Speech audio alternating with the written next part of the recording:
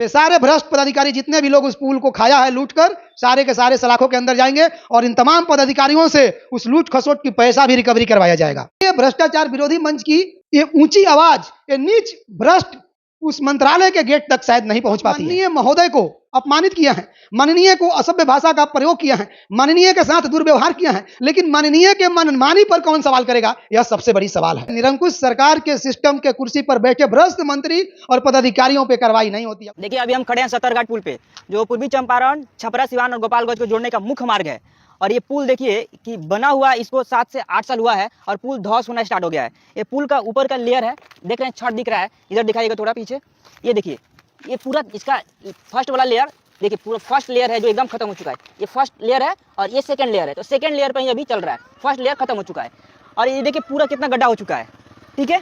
और same condition यहाँ पे भी हुआ था, जो ये भी इसका थोड़ा सा मरम्मत कराया गया है और मरम्मत कराने के बावजूद भी इसका रड दिख रहा है। और इसका सेकंड लेयर है, ये भी इसका सेकंड लेयर है, इसका सेकंड लेयर है। और देखिए ऐसा आप देख सकते हैं, इससे साफ पता चलता है कि इस पुल में कितना करप्शन हुआ है। इस कंपनी का टेंडर वशिष्ठा कंपनी को मिला था, इस पुल का टेंडर, और वशिष्ठा कंपनी कितना करप्शन किया है साक्षात दिख रहा है। क्योंकि ये पुल पे पर डे 200 से 300 ट्रक ओवरलोड माल लेकर गुजर रही है, जो कि 6 चक्का से लेकर 18 चक्का तक पर डे जा रही है ट्रक, जिस वजह से पुल टूटना स्टार्ट हो चुका है। अगर इस पे समय रहते हुए ध्यान नहीं दिया गया तो ये पुल जल्द से जल्द टूट जाएगा। और हम आप लोगों को दिखाएं कि फर्स्ट लेयर टूट रहा है, अगर इस पे जल्द से जल्द कार्रवाई नहीं किया जाएगा, जल्द से जल्द इसका मरम्मत नहीं किया जाएगा, तो ये पुल का सेकंड लेयर भी टूटना स्टार्ट हो जाएगा। उसके बाद छपरा सिवान गोपालगंज का पूर्वी चंपारण को जोड़ने वाला मुख्य मार्ग टूट जाएगा, जिससे लोगों को आवागमन में बहुत सारा दिक्कत हो जाएगा। 2990 दिन यानी 8 वर्ष एक पुल निर्माण करने में सरकार और संवेदक को समय लगा, लेकिन पुल महज 6 साल भी नहीं चल पाया। यह मैं बोल नहीं रहा हूं, आपने वीडियो में पहले देख लिया है। सिस्टम भी मेरा, सरकार भी मेरा, अधिकार भी मेरा, ठेकेदार भी मेरा, दुरुपयोग और बंदरबाट जनता की टैक्स के पैसों की। पूर्वी चंपारण गोपालगंज जिला को जोड़ने वाला पुल निर्माण करने में पूरे 8 साल लग गए थे। 8 साल के बाद कोरोना काल के चलते आवागमन कम ही हुआ, साल 2 साल, लेकिन समझिए कि 4 साल मानकर चलिए कि पुल जो है 3.5 वर्ष उस पुल पे आवागमन नॉर्मल तरीके से हुआ होगा, लेकिन 8 साल निर्माण करने में लग गए। और वीडियो कॉन्फ्रेंस के माध्यम से जिस पुल का उद्घाटन हुआ, महज 6 साल के अंदर अंदर ही पुल धराशायी होते दिख रहा है। और ये केवल हम ही को नहीं दिख रहा है, केवल आपको नहीं दिख रहा है, ये सरकार को, सिस्टम के महंगे कुर्सी पर बैठे तमाम उन मंत्रालय के मंत्रियों को भी दिख रहा है। लेकिन बस फर्क इतना ही है कि आप और हम देखकर कुछ कर नहीं सकते हैं, सरकार और सिस्टम हमसे डर नहीं सकते हैं। फर्क कितना सा है, 263.48 करोड़ लागत से पुल बना था। एहो भाग, 263.48 करोड़ रुपए का पुल बना, और ऐसा उस पुल की दशा और दिशा को देखकर लग रहा है कि उसमें 200 करोड़ भी इन्वेस्ट नहीं किया गया है। तो फिर बाकी का पैसा क्या हुआ, किसने पैसा को खा गया, और किसके भ्रष्टाचार करने के कारण पुल जो है ध्वस्त होते दिख रहा है। यह एक पुल ध्वस्त होने की सवाल नहीं है, सवाल यहां पे सरकारी संपत्ति की बड़े पैमाने पर गमन और आम आवाम वाहन वाले के जान के सुरक्षा पर भी प्रश्न चिन्ह खड़ी हो रही है। अभी सत्तरघाट पुल से महज 10 से 12 किलोमीटर दूर डुमरिया पुल टूटकर गिरने के कगार पे है, जो NH-27 के नाम से, इस वेस्ट कॉरिडोर के नाम से जाना जाता है। और न जाने जिस दिन डुमरिया पुल टूटकर नदी में गिरेगा, न जाने कितने जनमानस और वाहनों का क्षति होगा। सरकार का इस पर बिल्कुल ही ध्यान नहीं है। बस सवाल कर दीजिए तो सरकार कहती है विपक्ष के लोग हैं, और विपक्ष के लोगों का बोलना काम है, और आम आदमी को केवल वोट देना काम है, और सरकार को बैठकर गद्दी पे लूटना काम है। ब्रिटिश शासक को दोषी मानते हैं, लेकिन ब्रिटिश शासनकाल में आज भी जो पुल और बड़े बड़े भवनों का निर्माण हुआ है, आज भी उसकी स्थिति उतना बदतर नहीं है जो 4 साल 5 साल पहले के बने बनाए पुल और पुलिया और भवनों का जो हाल हुआ है। किसको पता नहीं है? बिहार में सत्ता पक्ष, विपक्ष, प्रतिपक्ष और बिहार के तमाम बड़ी बड़ी समाज सेवी संगठनों को भी बातों की पता है, लेकिन सबको तो यहाँ पे चाहिए माल। ये माल का कमाल है, जिसको माल मिल गया वो चुप बैठ गया। इसीलिए भ्रष्टाचार विरोधी मंच की ये ऊंची आवाज, ये नीच भ्रष्ट उस मंत्रालय के गेट तक शायद नहीं पहुंच पाती है।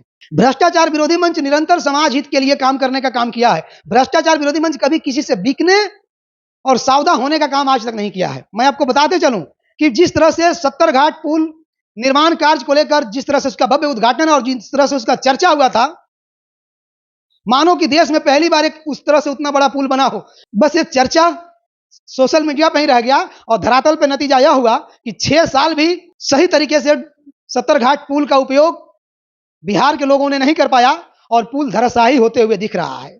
सवाल तो बनता है, किससे सवाल किया जाए? अगर इस पे थोड़ी सी जबान लड़खड़ा जाएगी तो तुरंत एफआईआर हो जाएगा कि आप माननीय महोदय को अपमानित किया है, माननीय को असभ्य भाषा का प्रयोग किया है, माननीय के साथ दुर्व्यवहार किया है, लेकिन माननीय के मनमानी पर कौन सवाल करेगा? यह सबसे बड़ी सवाल है।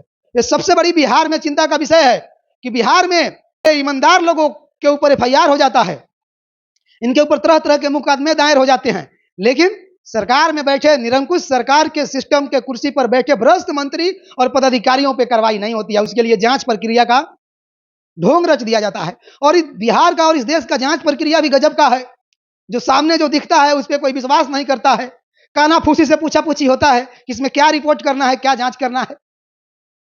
सामने जो वीडियो में बच्चा ने कैद करके कैमरे में दिखाया उससे किसी को मतलब नहीं है, बस मतलब सिर्फ व सिर्फ अगर है तो कानाफूसी से है, वरीय पदाधिकारी के दबाव से है, मंत्री जी के दबाव से है, क्योंकि इसमें मंत्री जी भी फंस सकते हैं।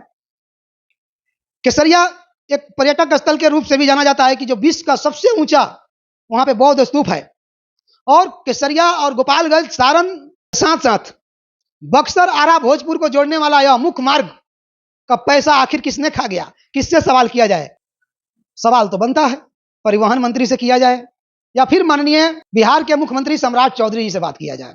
इन लोगों को तो ये सबसे मतलब नहीं है। ये लोग तो सुबह सो कर जगता है और बस इनके दिमाग में रहता है कि आज विपक्ष के बारे में क्या बोलना है, आज जय श्री राम के झंडे को कितने पैसे में बेच लेना है, आज मंदिरों को कितने पैसे में सौदा कर देना है, आज भगवा के नाम पे कितना बदफरोशी कर देना है। इसके अलावा इन लोगों को आम जनमानस के हित से कोई मतलब ही नहीं है।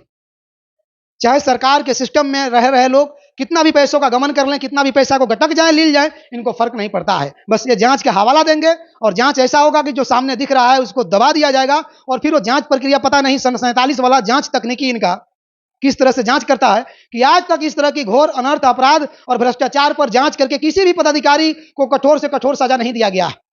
क्योंकि इस जांच प्रक्रिया का कड़ी जो है एक इनका तार जुड़ा हुआ है, जांच प्रक्रिया, VS पदाधिकारी और VS मंत्रालय, और इस तार को जब तक कटिंग नहीं किया जाएगा जांच सही से होगा नहीं और तार कटिंग करने लायक होगा नहीं।